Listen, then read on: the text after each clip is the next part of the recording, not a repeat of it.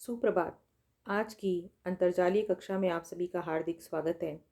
हम बीए द्वितीय वर्ष के संस्कृत साहित्य के पाठ्यक्रम में निर्धारित संधि प्रकरण का अध्ययन कर रहे हैं। इसके तहत हम जिस संधि का अध्ययन कर रहे हैं वह है विसर्ग संधि। विसर्ग संधि के तहत हम इसकी परिभाषा, इसके प्रकार, सत्व विसर्ग संधि, उत्व विसर्ग संधि और ऋत्व विसर्ग संधि का अध्ययन हम पूर्व के वीडियोस के माध्यम से कर चुके हैं। इसके तहत आज हम जिस संधि का अध्ययन करेंगे वह है विसर्ग लोप दीर्घ संधि। नाम से ही स्पष्ट है, इसमें विसर्ग का लोप होगा और दीर्घ का विधान किया जाएगा। तो इसका विधान करने का सूत्र है रोरी। इसकी वृत्ति में कहा गया है रैफस्य रैफे परे लोपः स्यात्, अर्थात र के पश्चात दूसरा र रहने पर पूर्ववर्ती र का लोप हो जाता है।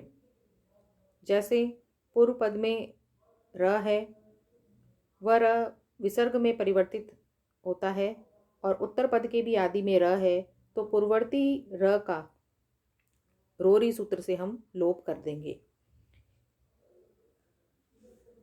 अब दीर्घ का विधान करने का सूत्र कौन सा है? तो दीर्घ का विधान करने का सूत्र है ढ लोपे पूर्वस्य दीर्घोण। इसकी वृत्ति में कहा गया है ढ रैफो लोपयति ति तथा तस्मिन् वर्णे, अर्थात ढकारे रैफात्मके परे पूर्वस्याणो दीर्घः स्यात्। ढकार तथा र लोप करने वाले ढ तथा र वर्णों के परे होने पर उसके पूर्ववर्ती अण अ ई उ को दीर्घ हो जाता है।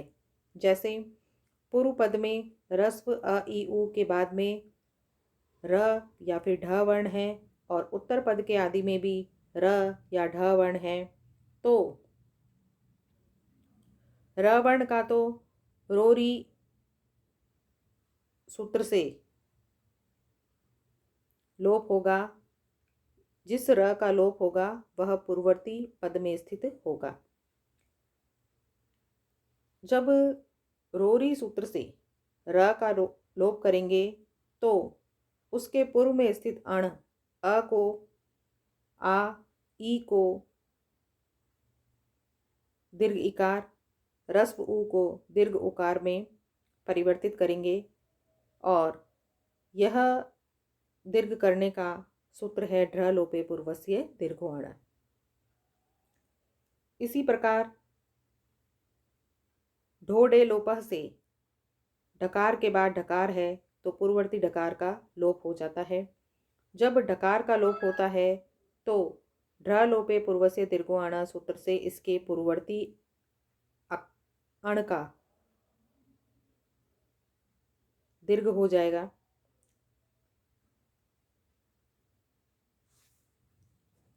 इसे हम एक उदाहरण के माध्यम से समझेंगे। जैसे पुनर्रमते, इस उदाहरण में दो पद हैं। पूर्ववर्ती पद के अंत में र है और उसके पूर्व में न के अंतर्गत आकार है और उत्तरवर्ती पद का आरंभ भी र से होता है। तो इस प्रकार यहाँ पर र के बाद में र है। इस दशा में रोरी सूत्र से पूर्ववर्ती र का लोप करके ढ लोपे पूर्वस्य दीर्घोण सूत्र से जिस र का लोप किया है उसके पूर्व में स्थित अण अ को दीर्घ कर देंगे तो पुनर्रमते यह रूप सिद्ध होता है।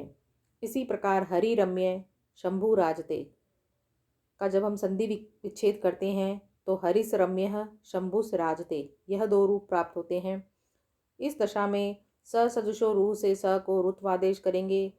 रुत्व का अनुबंध लोप करने पर हरिर रम्य शंभुर राजते यह दो पद प्राप्त होते हैं। रोरी सूत्र से पूर्व पद में स्थित र का लोप कर देंगे और ढ लोपे पूर्वस्य दीर्घोण सूत्र से र का लोप होने पर उसके पूर्व में स्थित अण ई और उ को दीर्घ करने पर हरि रम्य शंभु राजते यह दो रूप सिद्ध होते हैं। इसी प्रकार निरवः में नीरव, निरोग से निरोगः, लिड् ढः से लीडः, निररंध्रः से निरंध्रः, निररसः से नीरसः, अंतर्राष्ट्रीय से अंतर्राष्ट्रीय रूप सिद्ध होते हैं। इस प्रकार साथियों, आज हमने विसर्ग लोप दीर्घ संधि के बारे में जानकारी प्राप्त करी।